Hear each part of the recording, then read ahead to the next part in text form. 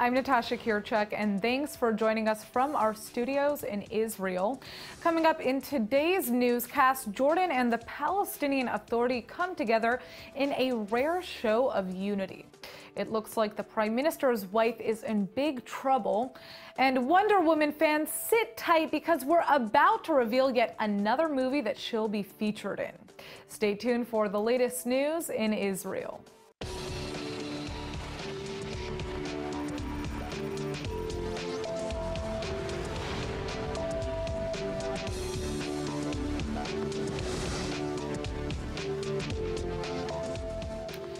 It looks like another major deal is going down that could mean huge changes in the Israeli-Palestinian conflict. The King of Jordan has just met with Palestinian Authority President Mahmoud Abbas, and now the two sides are forming a crisis committee to address Israel's control of the Temple Mount. As Jordanian King Abdullah's helicopter landed, it marked his first visit to the Palestinian Authority in 5 years. The meeting came together very quickly in the aftermath of last month's crisis on the Temple Mount, when Israel installed security detectors at the holy site in response to the murder of 2 Israeli cops on the scene. Israel took down the new security measures following weeks of boycotts and violence, but clearly things are still fresh on the minds of the Palestinian world.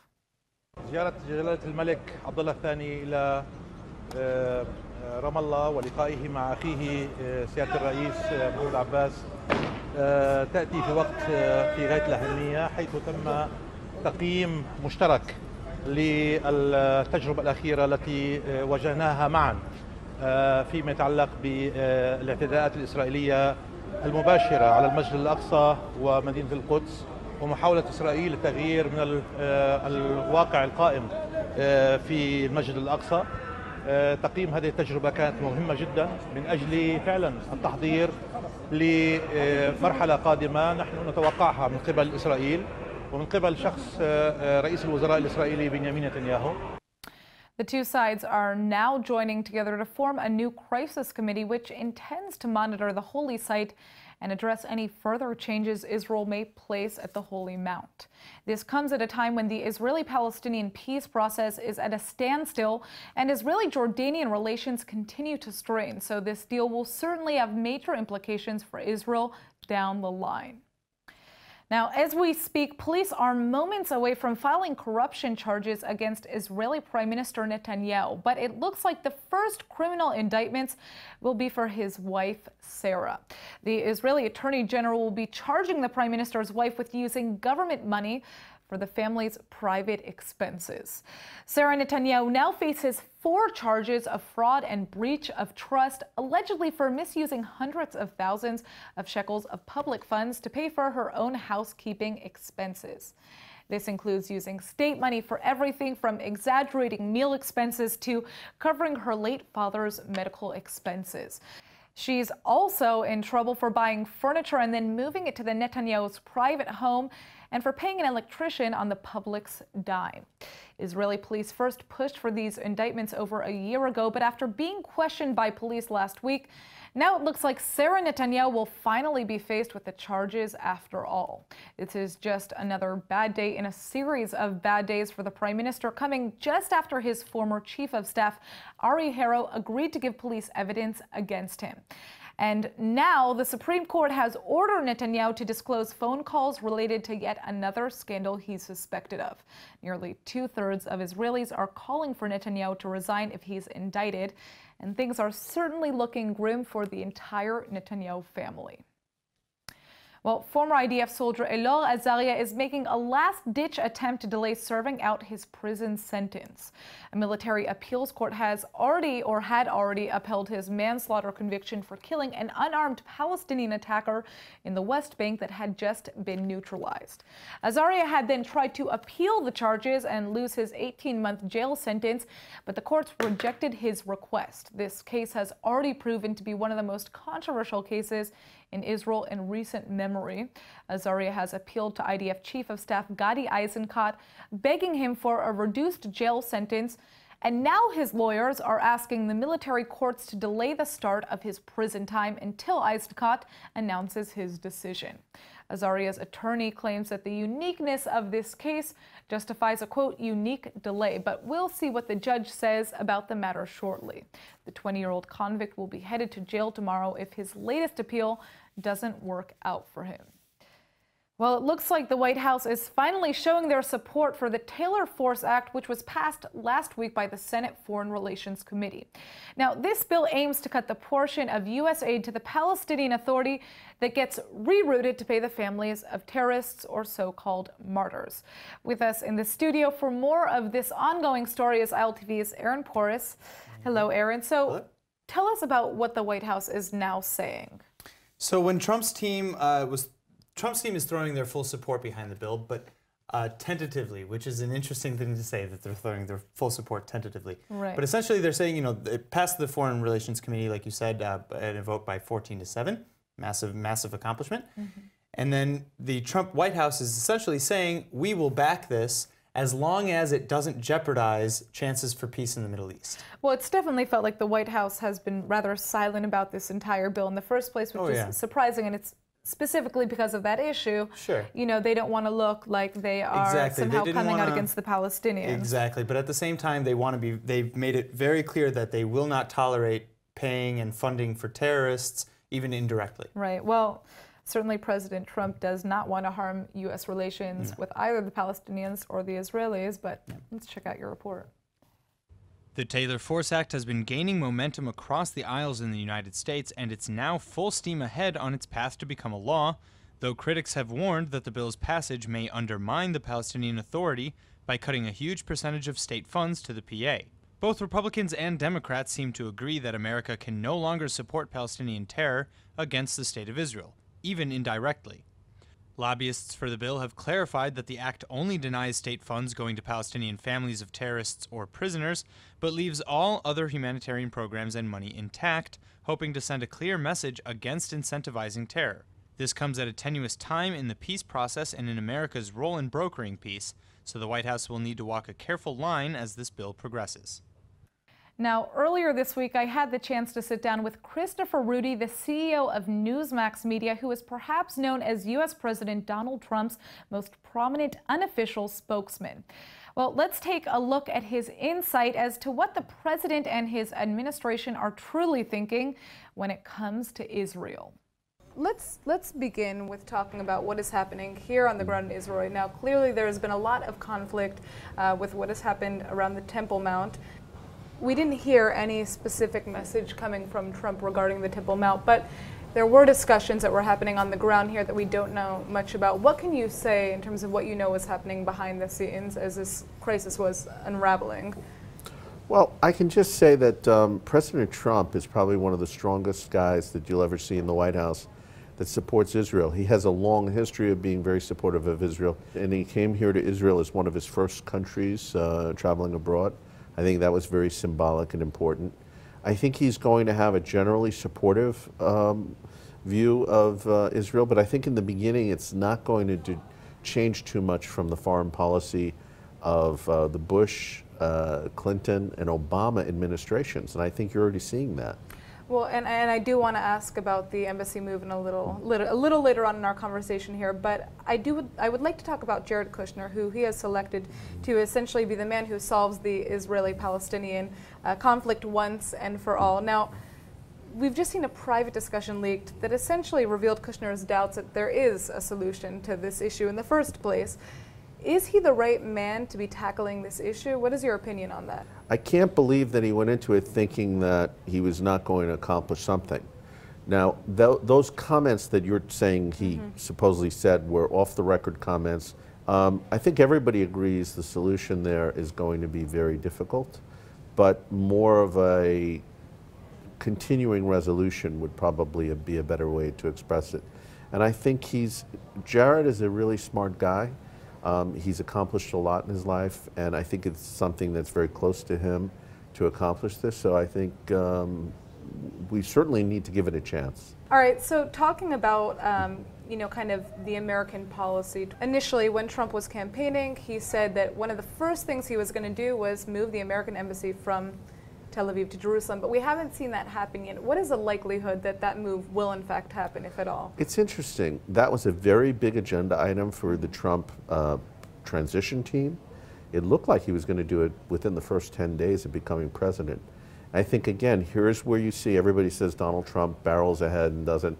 He was advised by a lot of different parties. I think even people from Israel said to him, wait a minute, do you realize fully the implications of what you're doing? And I think he then took a double take and said, before I do this, I want to check with all our allies. Why do you think the Israeli-Palestinian conflict is such a big goal of the president's? First of all, it's been very big in the news in America.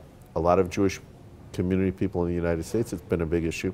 But always remember, the president has a very strong base of support with the evangelical community in the United States. And that has been very strongly, Israel is one of their top priority items. And I think he sees that as being very important. Mike Pence comes from that community as well, the vice president. So I think he sees it as a very important agenda item for the United States. Another thing that I'd like to talk about is just kind of the public view about whether or not Donald Trump is a true friend of the state of Israel. And we're seeing a lot of divided feelings here in the Israeli public. What is your response to those who are doubting his loyalty? I've known the man for 20 years. I've always known him to be strongly supportive of Israel. I've never heard him make even an off comment that shows that he doesn't like. In fact, a number of his friends, not only are many of his friends Jewish, a number of his very close friends are Israelis. Now, one of the things that really is a high priority of the Trump administration, I don't think people realize how seriously concerned Donald Trump is about Iran. He's always said that agreement that Obama did was a terrible agreement. He would like to scrap the agreement. I am told that they're already drawing up plans in the next certification in October, and that the president has even tasked aides to start looking in on ways they can decertify Iran in that agreement that President Obama. That would be very significant. Obviously, he's doing that because he's concerned about Iran's threats against the state of Israel. I'd like to go back to what is happening on the ground within the Holy Land.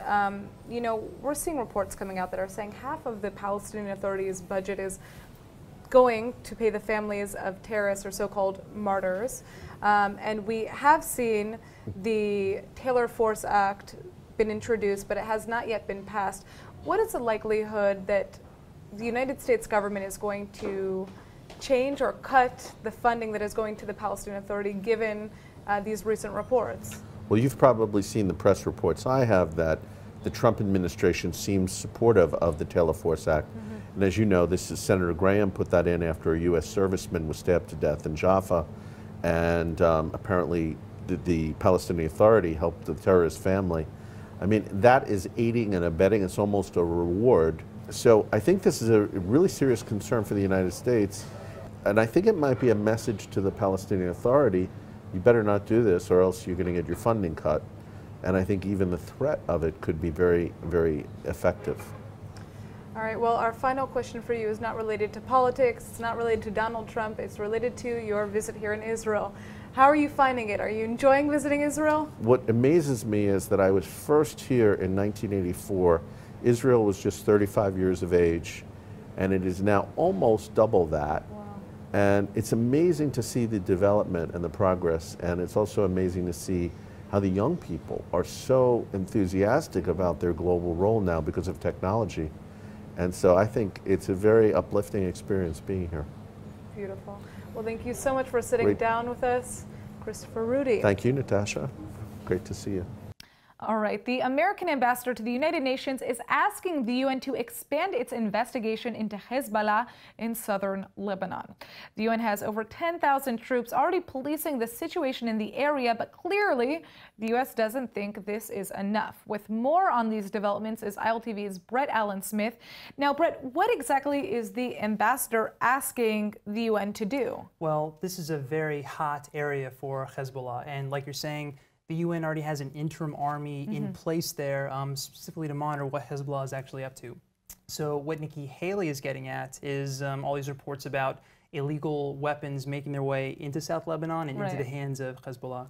And that means a threat not just to Lebanon, also clearly to Israel, correct? Yeah, absolutely. Haley is, of course, one of Israel's biggest defenders in the past, and usually lately they just take the form of little skirmishes, but we're seeing more and more activity, let's say, between Hezbollah and the IDF fighting alongside the border. Right. All right, well, I'd love to check out the details in your report, so let's take a look. Cool. The UN interim force in Lebanon currently has around 10,500 troops stationed in South Lebanon, part of an effort since 1978 to restore peace to the Lebanese government. Now the UN Security Council is set to vote later this month on renewing the force's presence in the area, with many calling for even more troops to be dispatched. Hezbollah has made the area a stronghold for terror over the years, and lately more and more illegal arms have been finding their way into the hands of Hezbollah foot soldiers. UN Secretary General Antonio Guterres is making his first visit as UN chief to Israel later this month to look into the matter, just before the council convenes for a vote at the end of August. But Nikki Haley is making America's position very clear, that a weaponized Hezbollah means bad news for both Lebanon and Israel, and that the UN will need to expand its troops if there's any hope of stability in the region. Well, it looks like the fight between Israel and Al Jazeera is ramping up big time. The Israeli government has announced plans to shutter Al Jazeera's offices in Jerusalem once and for all. And now Al Jazeera is firing back, claiming Israel is trying to silence freedom and independent journalism. It looks like they'll be taking the matter to international court. Prime Minister Netanyahu announced his plans on Facebook last month to shut down Al Jazeera, accusing the Arab network of inciting violence on the Temple Mount at the height of the bloody crisis. But things became very real when Israeli Communications Director Ayub Kara announced that the government would be following through and moving forward with closing the offices and revoking reporters' press cards. Well, it looks like Al Jazeera isn't going down without a fight. They're promising to take this to court, calling Israel's silencing of the media and a legal violation of democracy and freedom of press. A government which claims to be one of the only democratic ones in existence in the Middle East thinks that in the 21st century it can actually go after journalists and media institutions in order to silence any form of reporting on its actions and its policies that it may not like. But Israel is just one of several countries that have put the Arab News Network on their blacklist. Arab countries including Egypt, Saudi Arabia, Jordan, and the United Arab Emirates booted Al Jazeera from their borders in an ongoing spat with Qatar, where Al Jazeera is based. And many agree that Al Jazeera seems to be operating as a platform to promote extremist terror. This is becoming what I would call security concern for Israel, and Israel cannot allow itself actually to be put under the mercy of Al Jazeera. International rights groups are now rallying behind Al Jazeera, while others are building support for Israel's decision. It looks like the real war is about to begin. All right, whether you're an aspiring musician or just a fan of the classics, this next interview has something for everyone.